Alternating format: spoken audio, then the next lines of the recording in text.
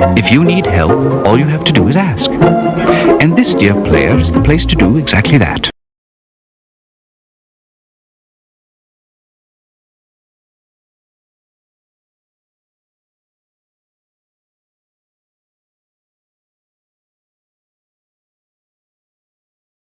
London is not a beautiful city.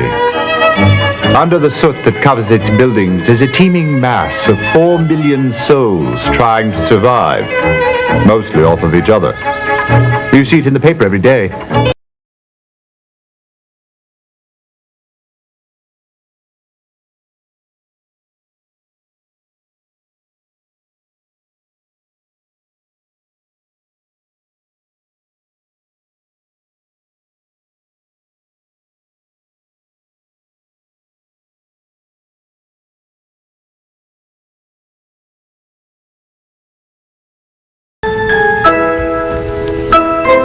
I believe the inspector may have an interesting case for us, Holmes. I told you, Watson, I am tormented by a migraine and I need to take my cure. I'll take only a moment of your time, Mr. Holmes. Go on then, Inspector, but make a stab at the essence, please. All right. A Mr. Melvin Tuttle, a junior partner with the law firm of Sloane, Swarthmore and Cartwright, dropped dead of a heart attack yesterday. We believe it was poison. Yes, Sloane, Swarthmore and Cartwright is one of the most prestigious law firms in London. Pray let him continue, Watson. You may want to know that I have spoken with the partners. Sir Sidney Sloane says he never arrives before noon. Mr. Swarthmore was at his morning appointment at Bell's Baths, and curiously enough, Mr. Cartwright began an unscheduled and indefinite leave of absence just 2 days before. My temples are splitting, Inspector. Motive? Another solicitor by the name of Harold Diggs was passed over for promotion 3 months ago. The position went to Mr. Tuttle. Diggs felt he was far more qualified, and so he resigned. Ah, the jealous colleague. Certainly a motive for murder. Is there anything else, Inspector? I would suggest picking up a copy of the Morning Times. And if you're interested, I've got the contents of Tuttle's desk down at the yard. Thank you, Inspector. Now, if I may work on my recovery in peace.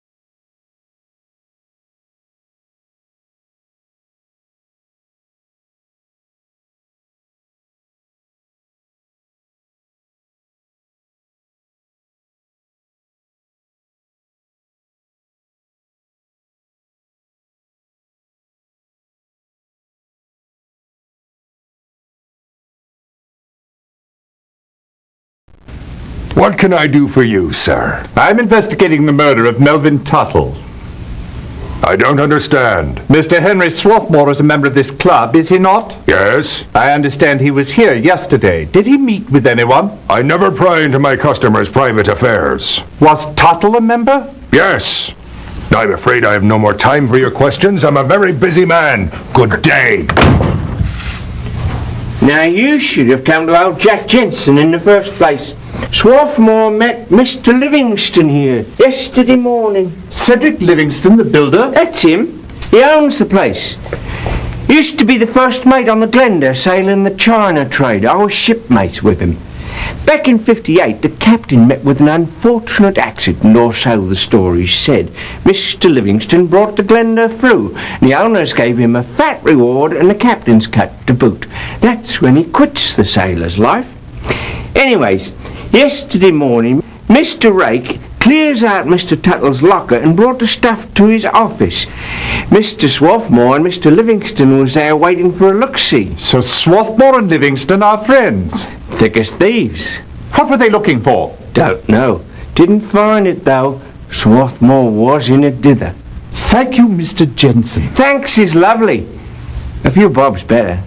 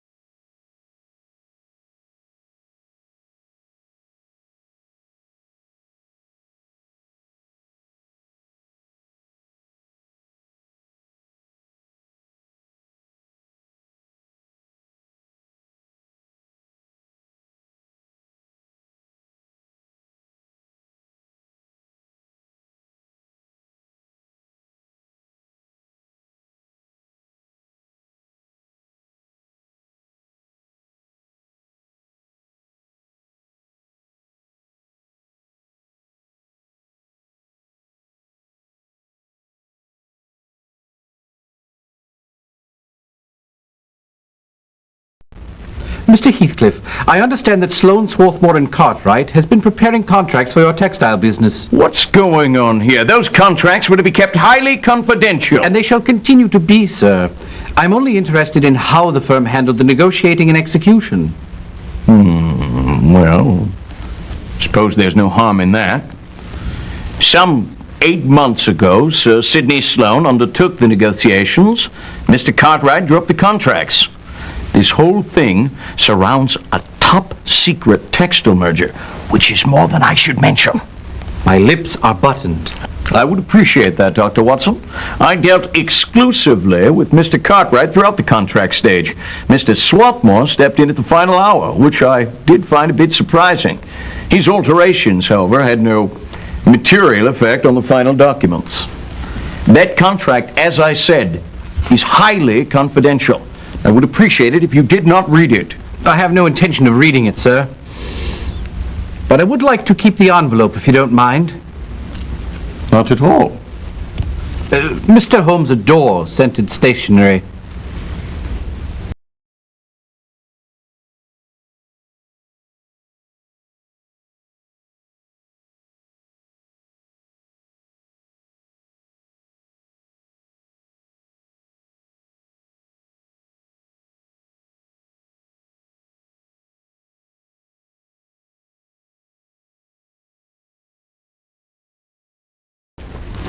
Well, Holmes, here are the contents of Tuttle's desk, just like I promised. A folder containing information on textile contracts, very tedious. 2 trust files with lists of properties, stocks and bonds, one for the British Museum and one for a Richard Mainhart.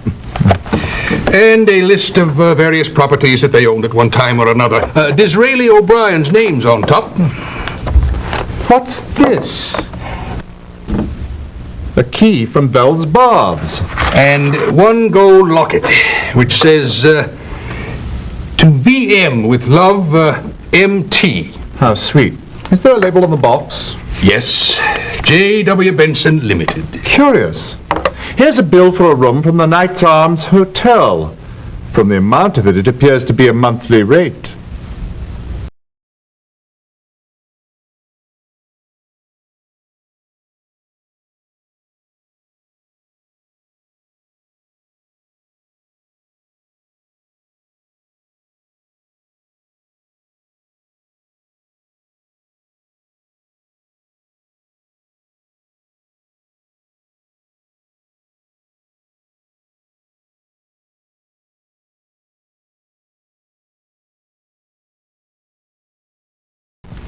Tuttle, that poppage, eh? Papa, please! Virginia, that will be quite enough. Tuttle had the unmitigated gall to ask for my daughter's hand in marriage, and I forbade her to see him. She has had utterly no contact with him since. That I can assure you. That's not true! You defied my orders?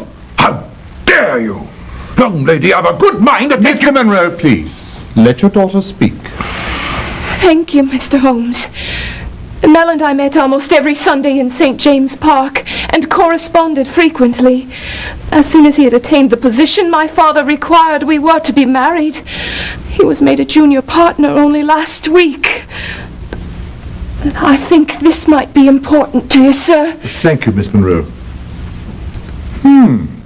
Most intriguing.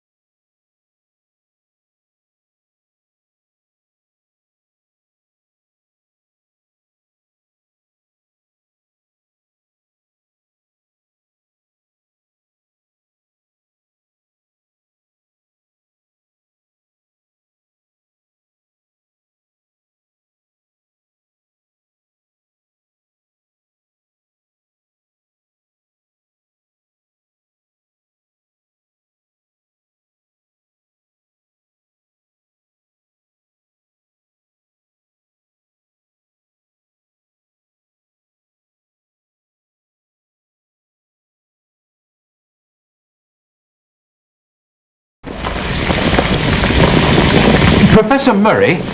Whitson!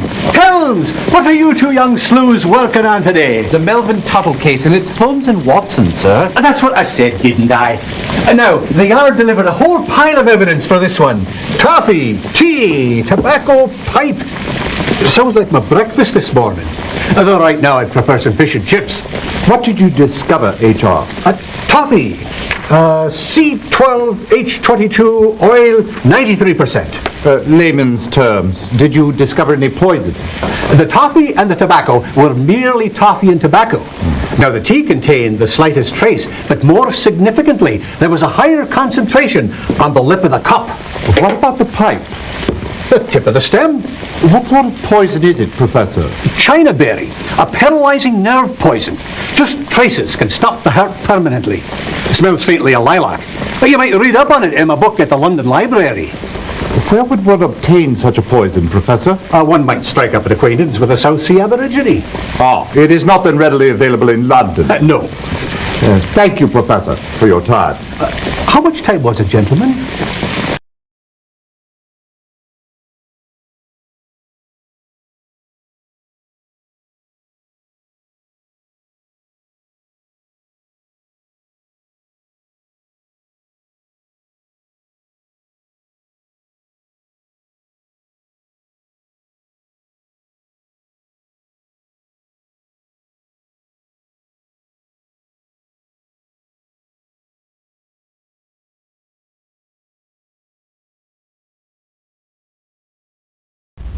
I suppose everyone would say that Melvin Tuttle was immensely charming. Perfect manners, perfect dresser, perfectly eager to please. Why, every young woman he met was absolutely swept away by him. He was just perfect. And what would you say, Mrs. Porter? I would say he was perfectly nauseating. The man was more calculating than a mathematics table. Why do you suppose Mr. Tuttle was raised to the executive level? That baffles me more than life itself. But I do know that Mr. Swarthmore and Mr. Cartwright would have jointly made that decision. If anyone had asked my opinion, which of course they never do, I would have recommended promoting Mr. Diggs. He was an excellent solicitor who produced outstanding work for over 11 years. Am I to assume that Mr. Tuttle's work wasn't up to snuff? No, he was industrious, but thoroughly unexceptional. How did Diggs and Mr. Tuttle get along? Well, their relationship was quite strained. But who can blame poor Mr. Diggs being passed over for that promotion and then... no, I shouldn't gossip. Scuttlebutt is perfectly acceptable under the circumstances, Mrs. Porter. Well, Mr. Diggs was in love with Miss Spring, who was in love with Melvin Tuttle, who was in love with every woman, even, I believe, Mrs. Cartwright. Mrs. Whitney Cartwright? Yes. He used to escort her to various society functions at the request of Mr. Cartwright. In fact, just yesterday I posted a letter to her from Mr. Tuttle. Did you post anything else of interest? No, just contracts. 5 to textile firms in Germany, 1 to August Heathcliff, 4 to textile firms in Manchester. It was a most hectic day, not even counting Mr. Tuttle's dropping over.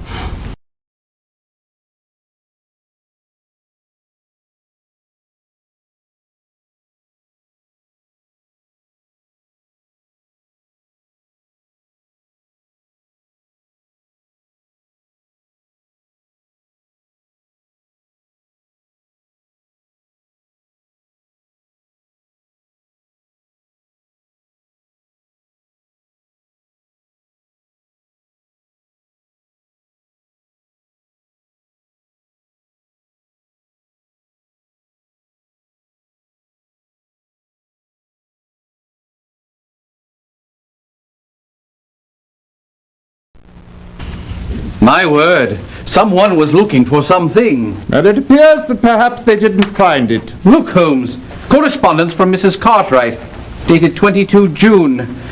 Darling, I cannot believe that it is over. Please come to see me. I love you beyond all caring, Fay. Heavens to mercy. What are those other letters, Watson? They all have the same return address, 25 Chichester Street, SW, from someone with the initial VM. They seem to be dated back as far as mid-December. Read one, Watson, will you? Certainly. This one's dated 10 March. Your high spirits Sunday give me great hope. I believe in you and know that you will one day overcome Father's objections. But if it should take longer than you would desire, know that I will wait for you. I will wait for you forever. Ginny. Good heavens, Holmes. I do believe young Tuttle was just a stud horse in disguise.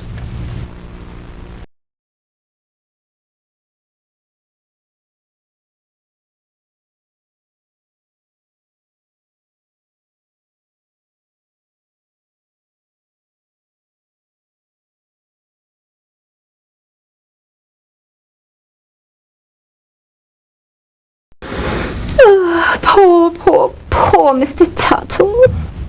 Did you know I was one of the last living souls to spend time with him? Well, Mr. Tuttle, Mr. Swarthmore and I were working late on contracts, you see. Well, that's why I took the day off. Oh, when I found out about the news, I was shocked. What contracts were you working on, Miss Walker? Oh, I wouldn't know, would I? I mean, all I do is type. Never read a word of it. No, Mr. Tuttle, or should I say poor Mr. Tuttle, asked me to stay late to help with some last-minute revising. Well, Mr. Swarthmore chipped in and we got the job done. Where were the contracts going? Oh, I wouldn't know, would I? It seems a bit unusual, but Mr. Swarthmore typed the envelopes himself and handed them directly to Mr. Tuttle. The whole thing was very hush, you see. You were there alone with Mr. Swarthmore and Mr. Tuttle? Oh, yes. Imagine me alone with those two handsome men. Of course, Mr. Swarthmore is a bit intimidating, but he is a bachelor. Did anyone else enter while you were there? No. And then we left at 11:15 on the dot. Well, I know because Mr. Tuttle made a joke about my returning home before midnight so I wouldn't turn into a pumpkin. He is, or should I say, was, a very charming man. Poor Mr. Tuttle.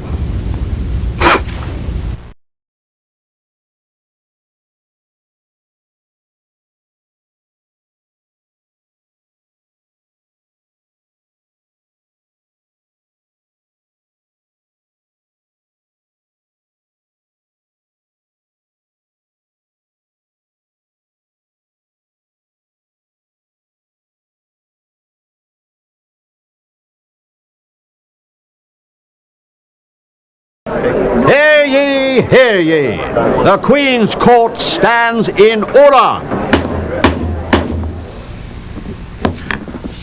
Good afternoon. I understand you've been investigating the murder of Melvin Tuttle. Truly a sordid affair. So tell me, who was the murderer? Please choose from either your notebook or the directory.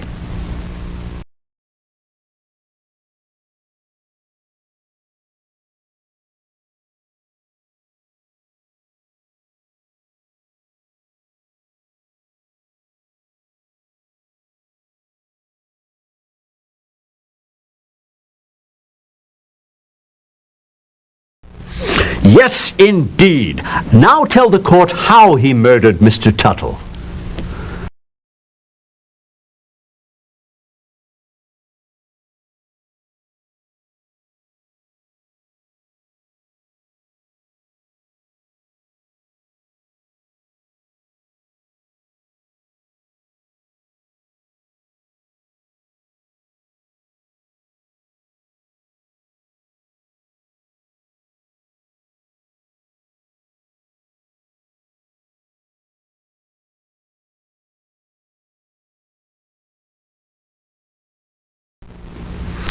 Absolutely correct. Now, why did Swarthmore murder Tuttle?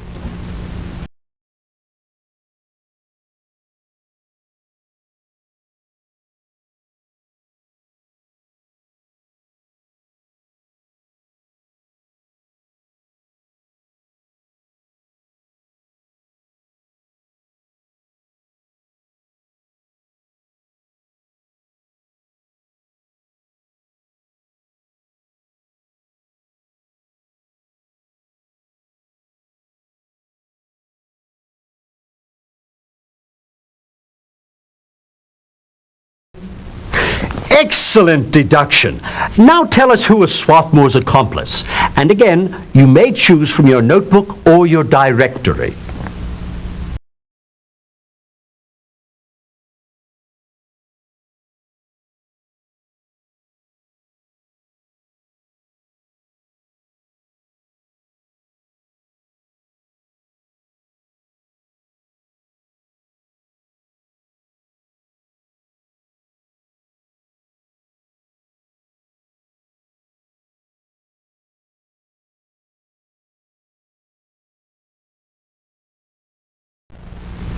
You are correct.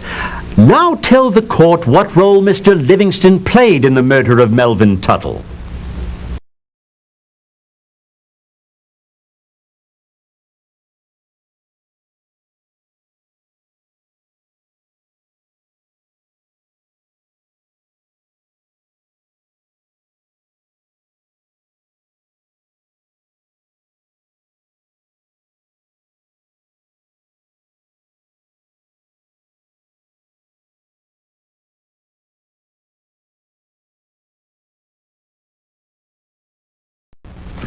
Fine job. Perhaps you should consider a teaching post at the Sherlock Holmes School of Deductive Reasoning. Thank you so much for solving the case. This court is recessed. Until next time, of course.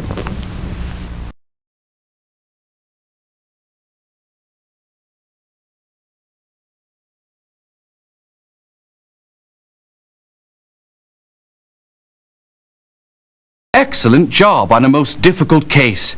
If we had been doing our best, we could have solved this one in less points, but we're not too far off, are we?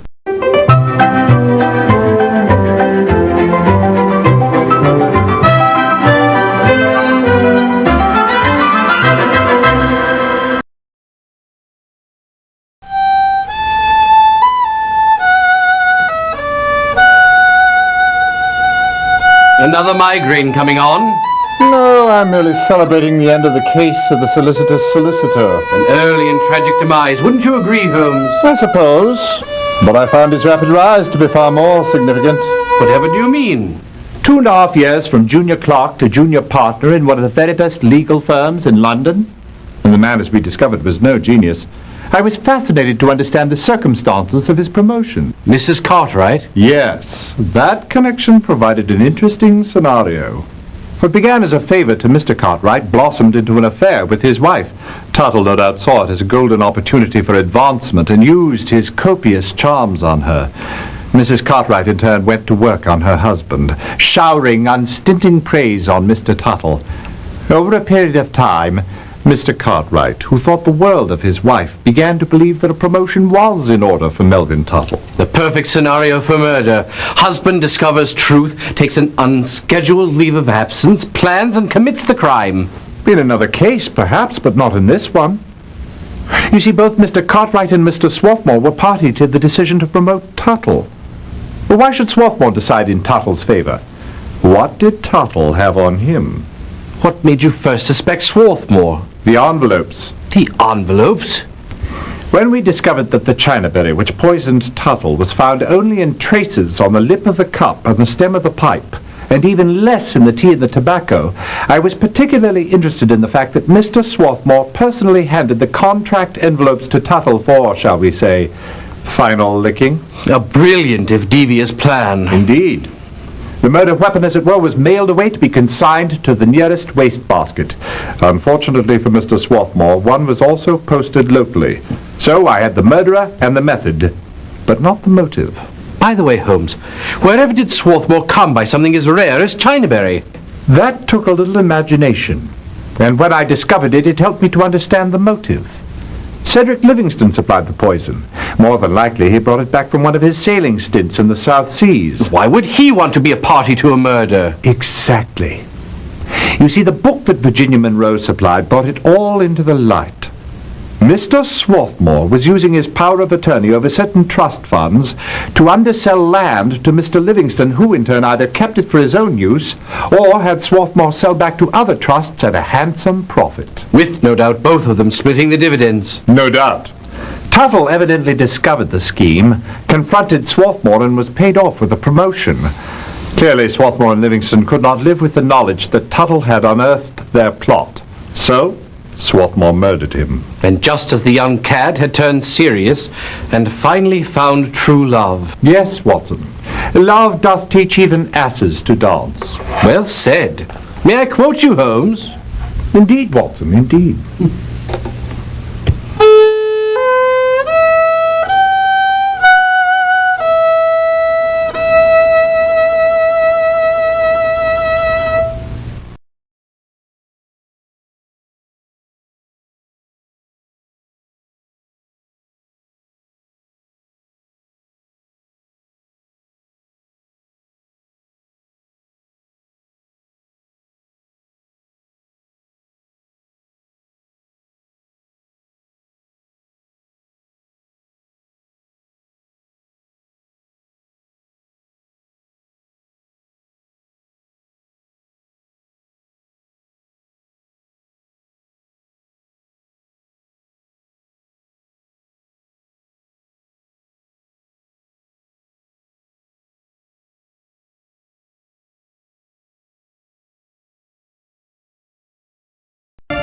Seven-letter word rhymes with carob. Now, what brings you to our humble abode on this cold and windy morning, Inspector Gregson? I'm certain it's not for Mrs. Hudson's tea and crumpets. Likely not. It's murder, gentlemen. A very troubling murder. How unfortunate. Please, tell me everything. The chief accountant for the Bank of England, Oswald Mason, was found murdered at his home at 10 o'clock last evening by his wife. He seems to have been a simple, hard-working man, and on the surface there seems to be no motive. Well, what about the Yard? I can't believe Scotland Yard has exhausted all its resources. Why are they turning to me? I am here at the request of the Exchequer. It seems that Mr. Mason was doing some important work for the Treasury, and the Chancellor wants to make sure that this gentleman's death has nothing to do with the work he was involved in. Have you any evidence that the murder is related to the Treasury matter? No. I tried to convince the Chancellor that unless some new evidence turns up, it looks as if Mason's death was just another commonplace murder that the Yard can solve. Holmes always says there's nothing so unnatural as the commonplace. You learn well, Watson. Ah! Yes. And as soon as I finish this vexatious crossword puzzle, I shall look into the matter.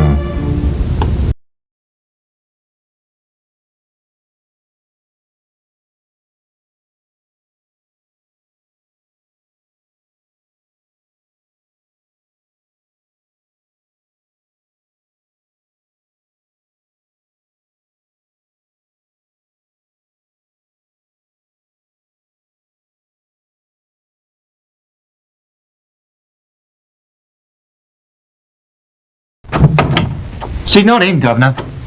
I can see that, Mr. Kent. What a sight. What a pity to see so many lovely ladies turn to fragments and dust. The British Museum. Well, she might be a bit untidy, but she is a woman of culture, she is. Yes, I can see that. Do you know where I could find Miss Blue? Left about 20 minutes ago with a young gent. In quite a hurry, I'd say. I was loading their luggage in the four-wheeler and I heard the bloke tell the cabbie to head over to Waterloo Station. Thanks, Alfie. Much obliged. Perhaps I'll hold on to these for evidence.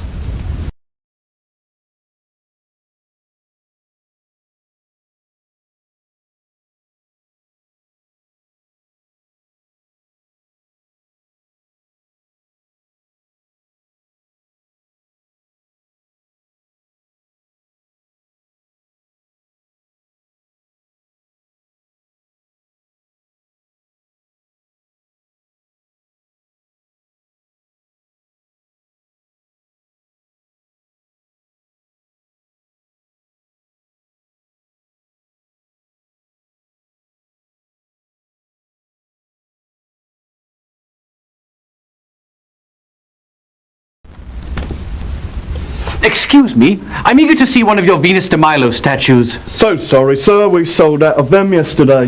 Do you have the names of the customers? No, it was just one woman. She bought all 5. Said her name was Mrs. Smith. I am certain I've seen her on stage before, although not under that name. For the life of me, I can't remember what her real name is.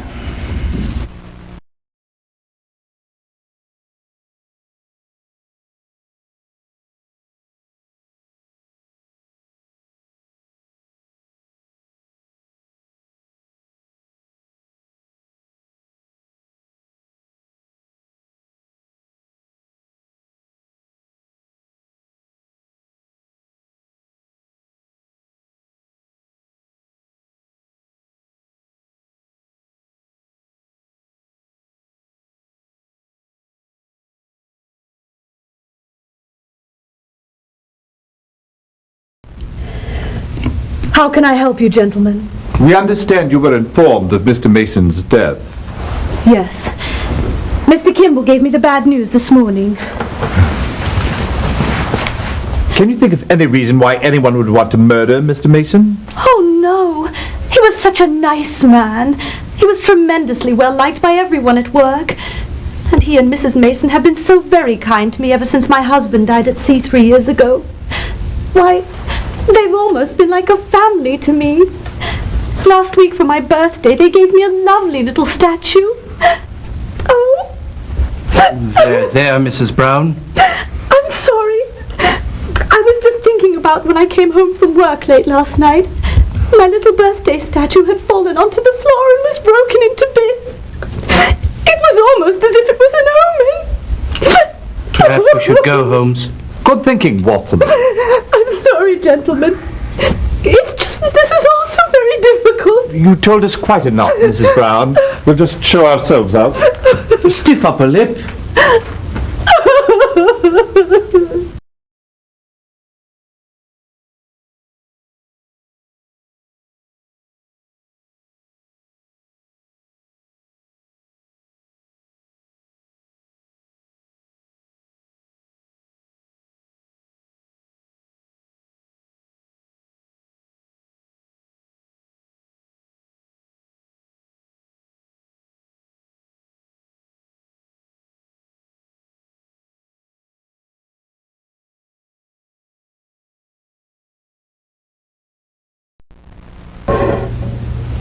We're investigating the murder of Mr. Oswald Mason. I can assure you, you'll not find any murderers here, sir. Good heavens, if it were only that simple. No, you see, among Mr. Mason's papers was a receipt from this shop dated 31 March. Do you have a record of what he purchased? Well, let me see. Ah, here you are. Well, the man did have a sense of the popular. He purchased 2 Venus de Milo statues. It appears we delivered them both for him. Might you tell me where they were sent? One to Rose Mason at his home address. The other to a Mabel Brown on Tottenham. Oh, do you suppose he was having a dalliance? This time I'm not supposing anything. By the way, I do so adore the Venus de Milo. I might be interested in purchasing one of my own. Sorry, haven't a one. Sold the last 3 to another gentleman on Wednesday. Pity. Perhaps I can get more from the manufacturer. Who might that be? J. Small and Company. Have you heard of them? The name does sound familiar, but I'm not sure. Thank you for your time, Mrs. Billingsley. Good day.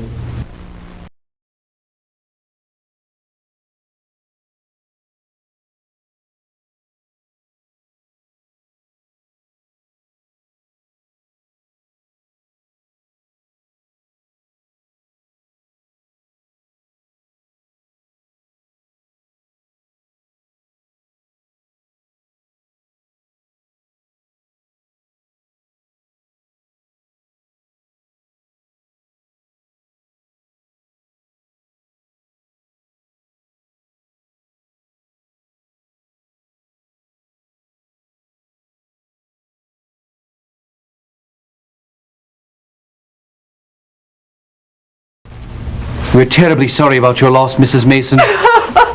There, dear sister. We know this may be difficult, but we need you to hear about last night's events if we're to catch your husband's killer. Yes, I know.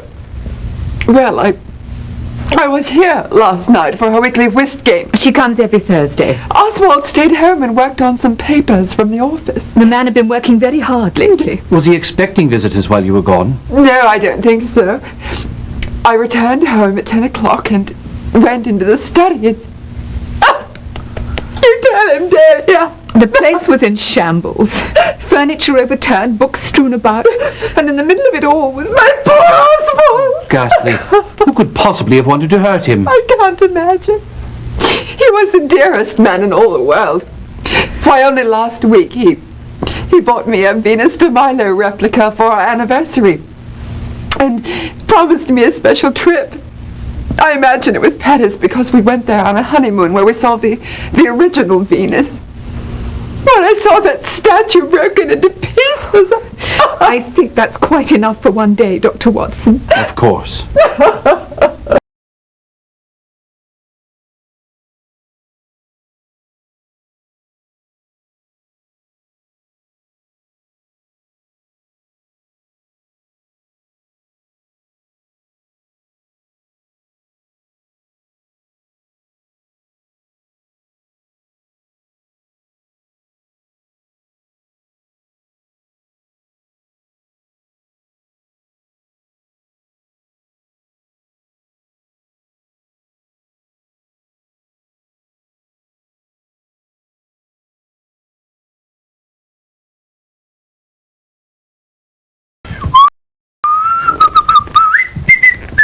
Standing guard, Constable Parks? Yes, sir, Mr. Holmes. Waiting for the yard to make its final inspection, so I'm making certain everything stays just the way I found it last night. Where was the body found? Sprawled across the desk it was. You can see the blood stain on the top.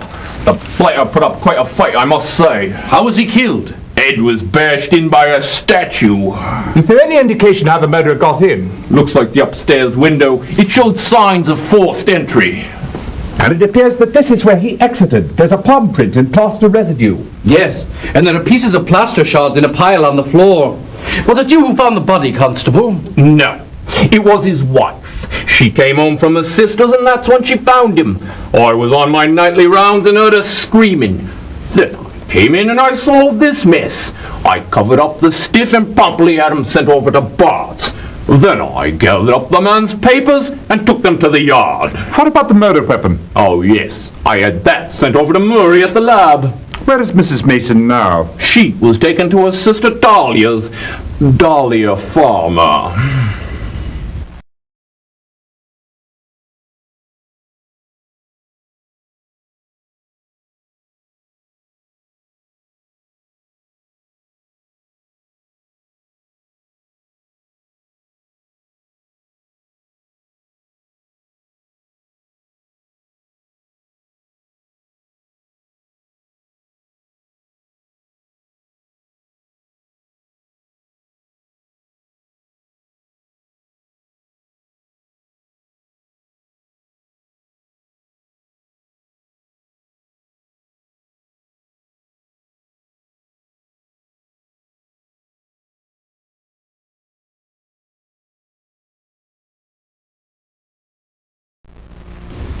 I'm sorry, but Nat Cook doesn't wish to see you.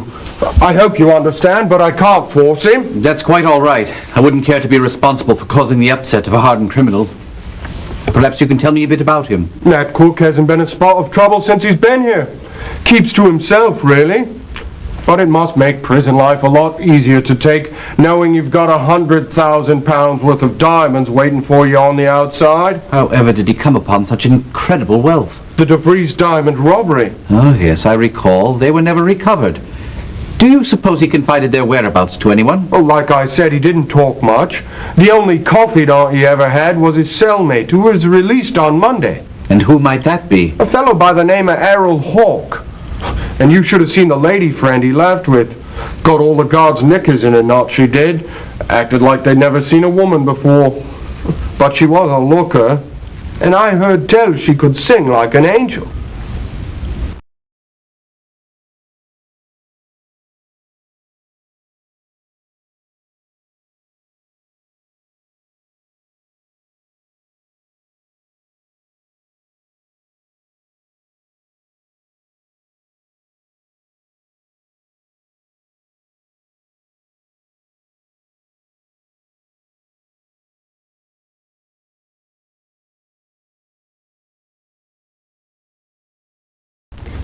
Mrs. Small, we are interested in obtaining information about the Venus de Milo statues that your company manufactures. I must say, that certainly has become quite a popular item lately. We understand they're smashing. That is precisely what a nice gentleman said when he came in on Wednesday. He didn't mention his name, but he did say that he had a shop in Southampton. He purchased our last 5 and wanted to know where he could get more. I told him the rest had been sold to other shops. He wanted their names, and so I gave them to him. And who might they be? I wouldn't mind picking up one myself. I've always admired the Venus de Milo. Evanson and Company, and the gift shop at the British Museum. How long have you manufactured these particular statues? My late husband made up 15 of them 3 years ago, but he refused to sell them. Late? So sorry. When did he die? A fortnight ago. Oh, my. Don't lose any sleep over it, gentlemen. My husband was not a very reputable man. The only person who probably truly missed him after his death was the barman at the Red Bull Inn.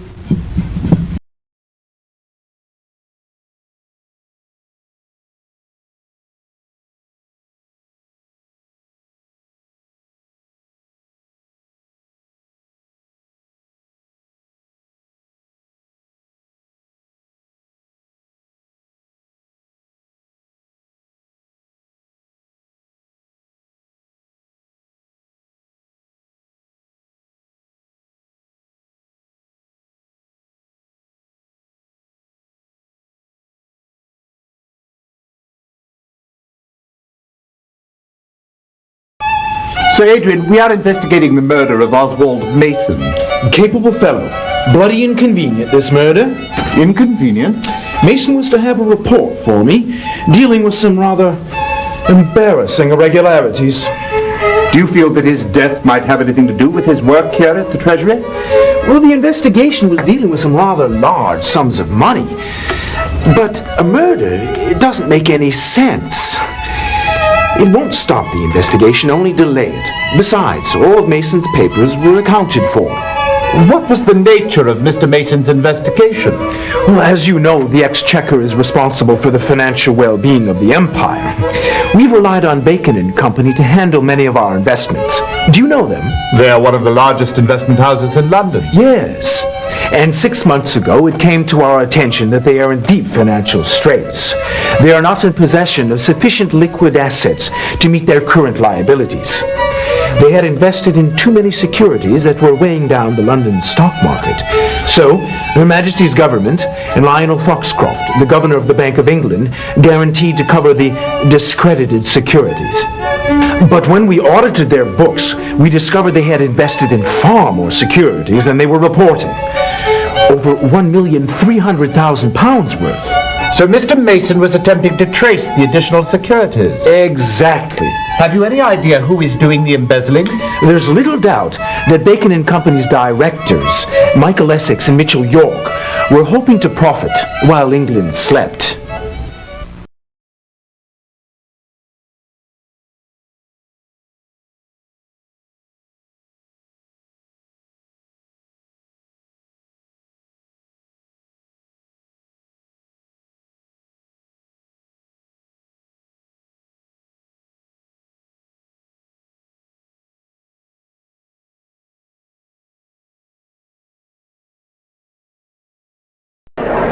Hear ye, hear ye. The Queen's Court stands in order. A pleasure to see you. I understand you are here to solve the Oswald Mason murder case. Most vexing indeed. So tell me, who was the murderer? Please choose from either your notebook or the directory.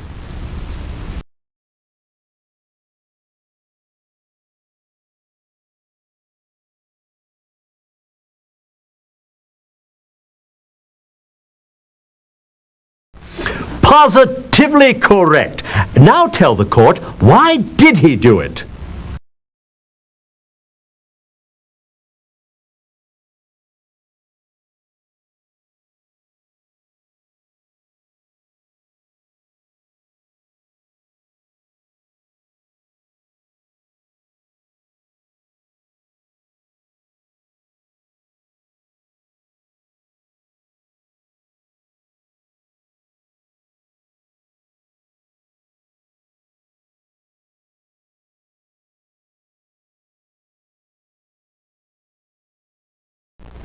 How right you are! Now, what of Mason's work with the Treasury? What bearing did that have on this case?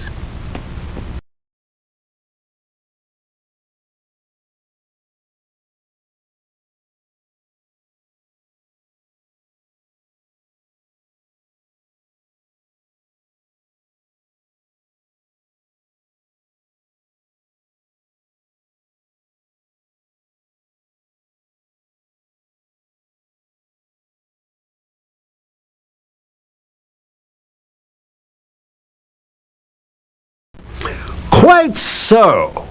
Now tell us, what role did Violet Blue have in this crime?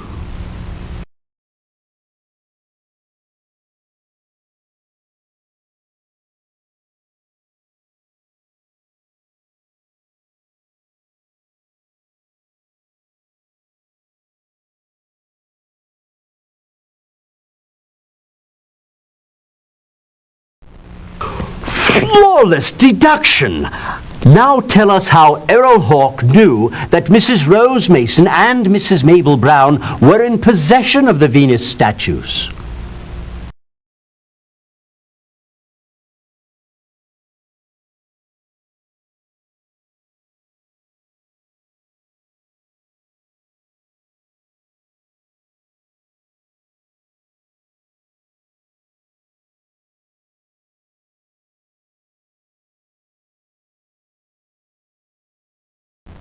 Very commendable detective work.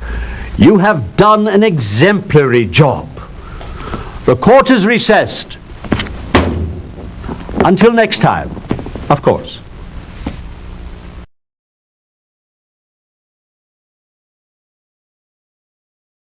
Excellent job on a most difficult case. If we had been doing our best, we could have solved this one in less points, but we're not too far off, are we?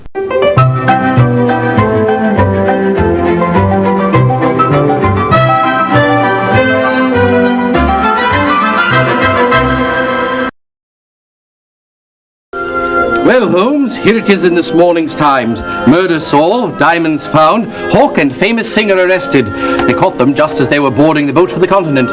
It does surprise me that for once Lestrade acted so quickly. After I advised him I'd solved the murder, he rung up his contacts in Dover immediately. It was they who assisted us in closing the final chapter of this case. Do unravel this one for me, will you, Holmes? Well, I'm surprised you don't know all the details yourself. You were the one to discover many of the critical clues. Perhaps, but you tell it so well. Why, thank you, Watson. It goes like this. The minute Nat Cook heard of the death of his partner, Jonathan Small, he knew he needed to do something to protect the Venus statues from being sold or destroyed. So he confided in his cellmate, Errol Hawke, who was due to be released in 9 days. How convenient to have a cellmate that was willing to assist him. But whether or not Hawke planned to split the spoils with Cook, we don't know. We do know that he intended to share them with his lady friend, Miss Violet Blue. In any event, the day after Hawke was released, he went to J. Small and Company. Only to find that only 5 of the original 15 statues remained. He purchased those 5 and learned from Mrs. Small where the others had been sold. I thought I was telling this one, Watson. Of course. So sorry. No harm done. So, after Hawke and Violet broke the 5 statues into pieces in vain, Hawke devised a scheme to track down the others. His first stop was Evanson and Company gift shop, where he purchased the 3 Venus statues still in stock and learned that the other 2 had been sold. Unable to convince the shop manager to release the names of the other purchasers, he broke into the shop that night and took down the names and addresses of Mrs. Oswald Mason and Mrs. Mabel Brown from the register. Go ahead. You tell it, Watson. Oh, no. Do continue, Holmes. Fine. That evening, he entered the Mason home through the upstairs bedroom window. He encountered Oswald Mason in the study and a fight ensued. Then, with a swift blow to the head with a statue, not the Venus, he murdered Mr. Mason. He quickly broke open Mason's Venus, discovered that there were no diamonds, and heard the sound of Mrs. Mason returning home. He therefore made a fast retreat through the study window and went to Mabel Brown straight away. Mercifully, he found no one at home.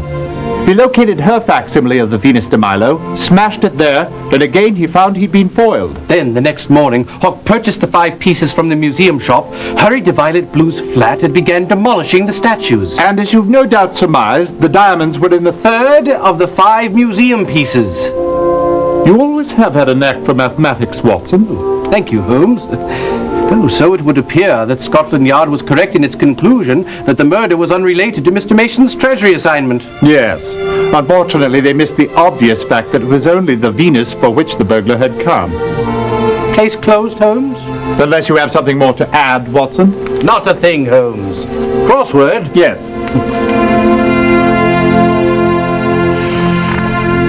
Lovely, aren't they?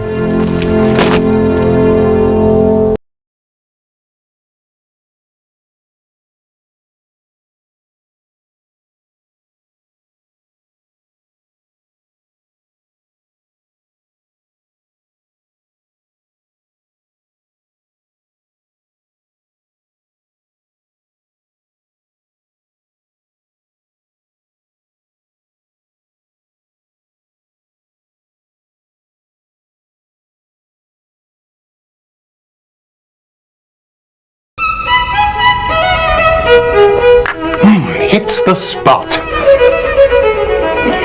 Why have you come, Inspector Gregson? Surely they serve tea at Scotland Yard. Oh, so sorry. I'm here on behalf of Inspector Lestrade. You see, he needs a little help. Lestrade? Asking for our help? He's at his wit's end. You didn't travel far to arrive there. Pardon me, sir. Never mind. What sort of assistance does he require? He'd like you to solve the Thames murders. No, I've been following that one in the London Times. 4 bodies found floating in the river over the last week. 5, Dr. Watson. Roland Jacquard was found under the Charing Cross footbridge early this morning. The stepson of Lord Astley Denham? That's the chap. From my understanding, his was a reputation as a mountebank and a ne'er-do-well. From what I hear, he spent most of his days at the card tables of the Bagatelle Card Club. He was one of the finest whist players in London. And his nights? Spent in the drawing rooms and often bedrooms of some of the best families in London. You mean he was a womanizer? Well, he wasn't a travelling chambermaid, Watson. What of the other murders, Inspector? Any progress there? No, but Lestrade is still working on the case. Oh, that fills me with confidence. Yes, me too, Mr. Holmes. Well, I must be off. Thank you so much for your assistance. Before you go, Gregson, do you have the other victims' names? Oh, thank you for reminding me. Here they are, Mr. Holmes, along with the dates of the murders. I'll slip them right inside your notebook. I would appreciate it, Inspector. No doubt they will prove useful. Always thinking, Mr. Holmes, always thinking.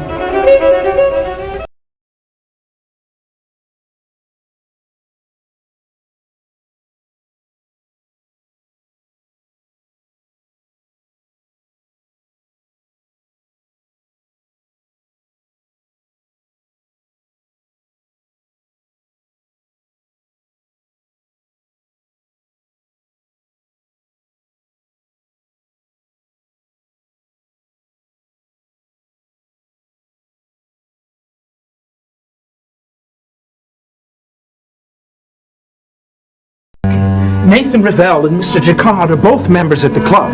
Nathan and I are partners and frequently played against Jacquard and his partner, Moran. Sebastian Moran? Yes. How well did the two of you meet their challenge? It's hard to believe, but at first we won. They're 2 of the best players at the club. But then our luck changed.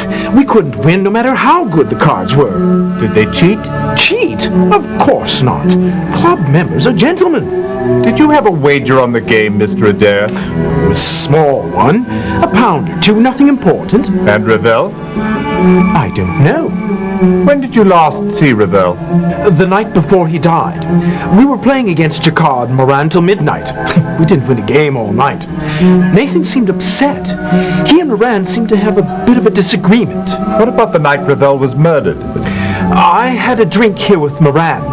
He said he was waiting for Nathan. When he didn't show, he got upset. He waited till a little before 8 and then left.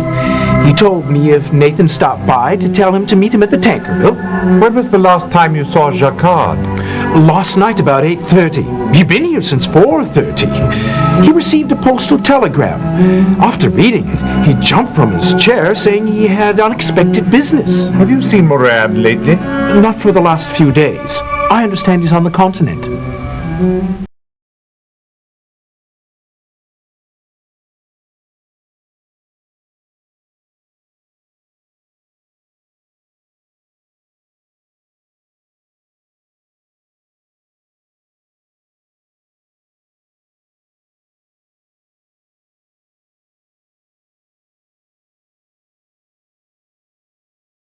Roland Jacquard was here last night. He picked up Letitia. How serious was the romance between Miss Garcia and Jacquard? Well, not as serious as Jacquard would have liked. Letitia is a fun-loving girl. She has lots of admirers, and she knows how to take advantage of it. Do you know who else she was taking her fun with, so to speak? Well, there are three who come to mind. Jacquard, though I guess we might say he's no longer in the running. Marco Escobedo, the pugilist, who seems particularly smitten with her. And Celesta Ogilvy, who is rather a strange bird. Do you have any idea who might have wanted to kill Jacquard? No, sir. I've been studying drama all my life, but I only watch it, mate. I don't write it.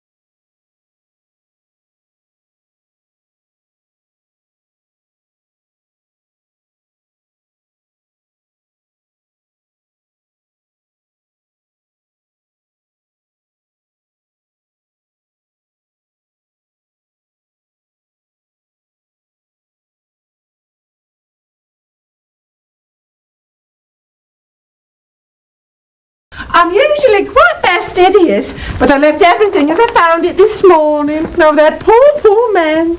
Did you see Mr. Jacquard last night? No, lovey, I went home early after leaving dinner out for him and a guest, as he asked. Interesting. What is it, Holmes? A Mauser T11 and a Lancashire pistol. Lancashire has been recently fired. 3 shots. And the Mauser? Not in the last day or so. Mr. Jacquard was quite the gun collector, I can assure you. Well, Watson, here we have letters of credit totaling thousands of pounds. My word. And I have merely found his wallet with £140 and a recent playbill from the Elephant and Castle Theatre. Do you know who Mr. Jacquard was entertaining last night? No, I don't, Ducky. But I did see something strange this morning. The Persian rug is missing from that corner of the room. I don't know why anyone would want to steal a rug. Do you know anyone else who might be able to shed light on this? You might try nosy Mrs. Ivory next door. She's always in everybody's business.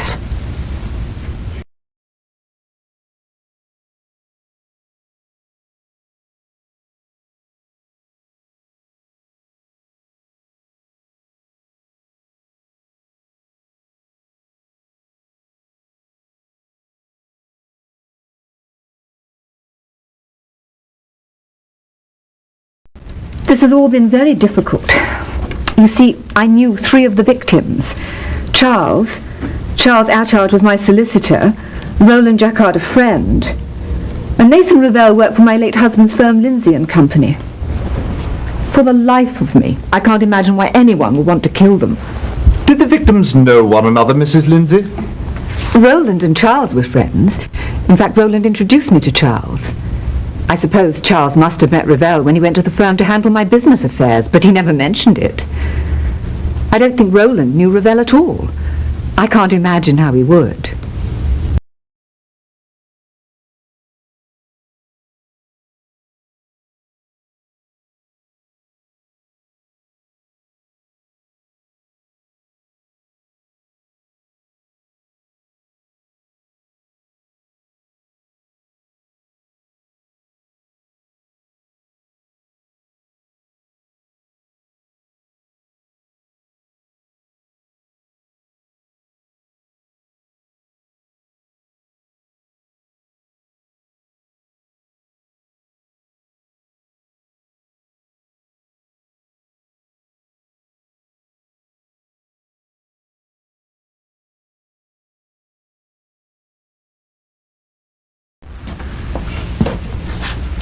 Well, Watson, what did old H.R. have to say? Nothing.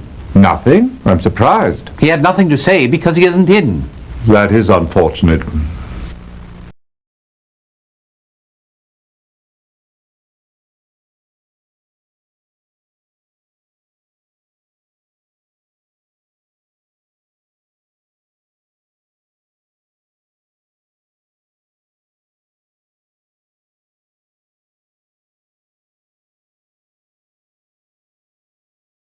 Heard anything about the Thames murders?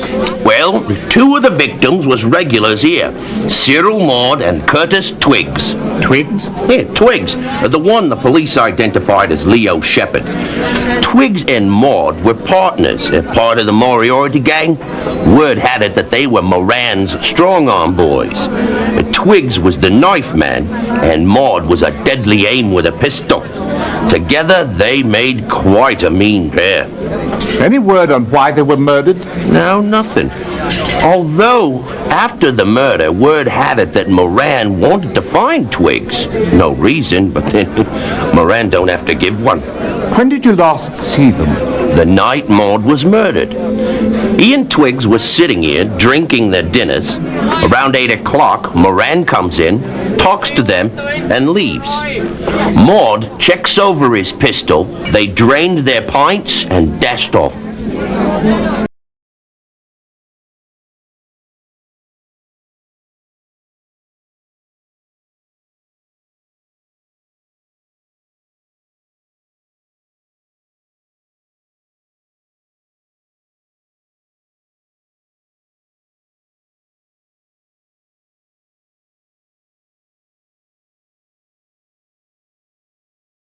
Do you recall if Roland Jacquard had dinner here on the evening of May 30th? He arrived at 7:30 p.m. and was joined by Mrs. Kathleen Lindsay.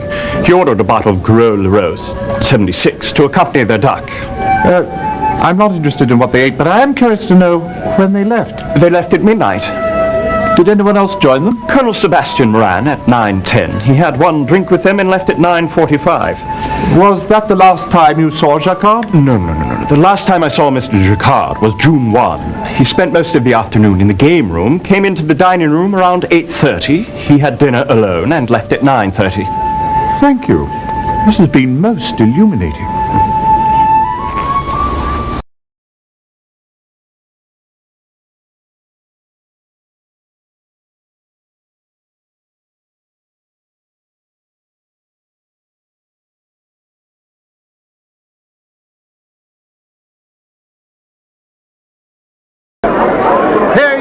Hear ye! The Queen's Court stands in order!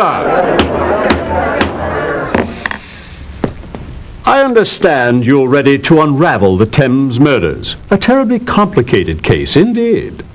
Tell me who murdered Nathan Ravel. Please choose from either your notebook or the directory.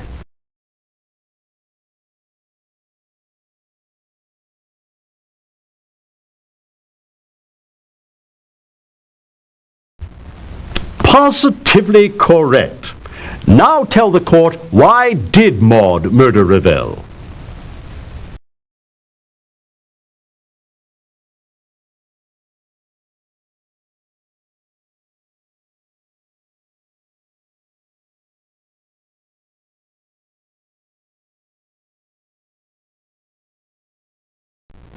So, Maud was merely a henchman. Now, who put an end to his unsavory life?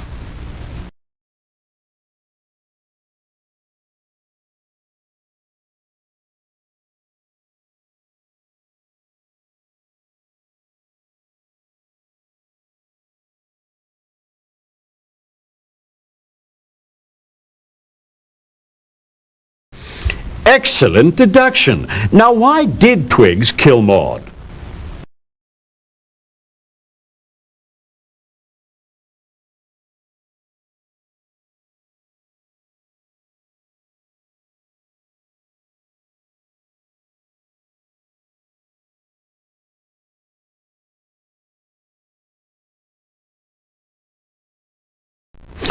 Brilliant reasoning. Now tell the court who murdered Charles Attard.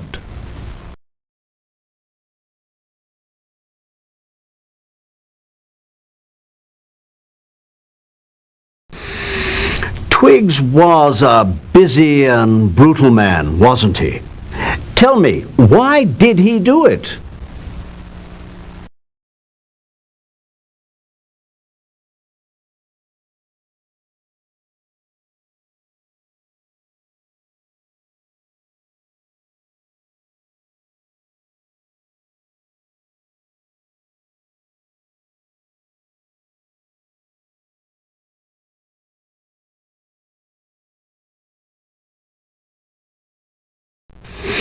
I suppose Attard was no match for Twiggs in a gunfight, but clearly someone was. Tell the court who finally murdered Curtis Twiggs.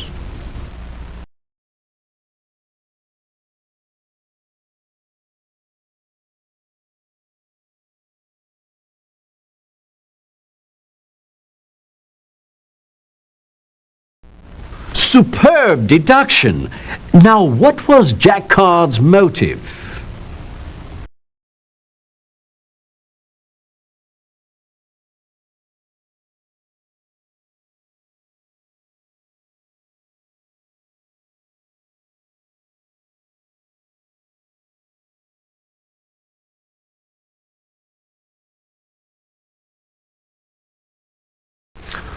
Oh, what a tangled web we weave. Now please tell the court who murdered Roland Jacquard.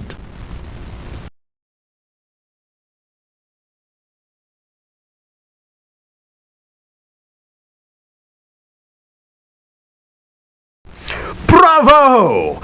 Now, what was Escobedo's motive?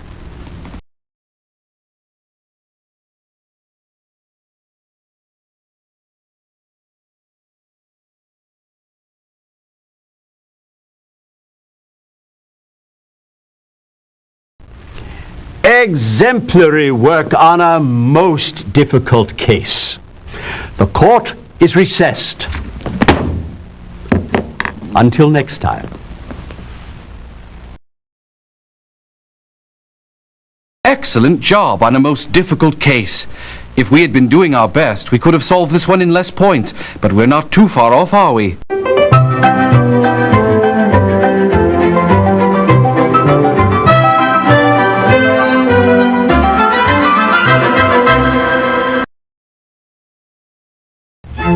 Well, Holmes, you've done it again.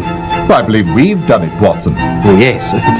But the twists and turns of this one still puzzle me. Would you mind... Elaborating? Not at all. Nathan Revell was a simple, hard-working fellow whose one passion became his undoing. Whist? Indeed. Once he began to play with the likes of Moran and Jacquard, his fate, I'm afraid, was sealed. Do you suppose he was cheated? Out of his money and his life. You see, by cheating Revell at the card table, Moran was able to force him to participate in his scheme to embezzle from Lindsay and Company. And once he had Revell under his thumb, he enlisted Charles Attard, who was Mrs. Lindsay's lawyer. Through him, he was able to gain access to the firm's confidential records, and thus he had all he needed to execute his embezzlement scheme. I suppose Mr. Revell's suicide note would suggest he had a change of heart. Precisely, Watson. And on the evening he was to take the embezzled securities to Moran, Revell wrote that suicide note, then left the documents in his room for Patterson to find. So that's how Maud and Twiggs fit in? Yes. Moran sent them to kill Revell and retrieve the stolen securities. Maud, the gunman, shot Revell, and he and Twiggs dropped the body into the Thames. But holding £6,000 was too much temptation for Twiggs. He killed Maud, took the securities and the Mauser T11 and went into hiding. So then Attard went looking for Twiggs. And unfortunately for him, he found him. Twiggs killed him with the gun he'd taken from Maud. What made you first suspect that it was Jacquard that finally put an end to Curtis Twiggs? I knew from the moment we discovered the securities, the Mauser and the Lotho show at Jacquard's home. It all fit together, an all too common tale of dishonesty and betrayal. The only thing that didn't fit was the death of Roland Jacquard. I suppose if he'd been killed for the securities, we wouldn't have found them on his desk, would we? Very observant, Watson. You see, this was a death due not to his criminal intrigues, but to his romantic intrigue with one Letitia Garcia. There was another man who believed she belonged to him. Marco Escobedo? Yes. I've always thought it would be rather risky to become romantically involved with a lady friend of a pugilist. Words to live by, Watson. I shudder to think what happened that night. It is a grisly thought. Because after Jacquard murdered Twiggs and brought Miss Garcia back to his home, and into his bedroom, I might add, they were interrupted by Escobedo. Judging by the clothing strewn about the room, poor Mr. Jacquard must have been in the nude when Escobedo attacked and murdered him. That would explain the skivvies. Or lack thereof. Escobedo must have quickly dressed the body, not showing the same care as the fastidious Jacquard. He then rolled the body up in the bedroom rug and dumped it into the Thames. An ironic resting place, to be sure, since he knew nothing of Jacquard's involvement with the other murders. Positively brilliant, Holmes. Elementary, my dear Watson.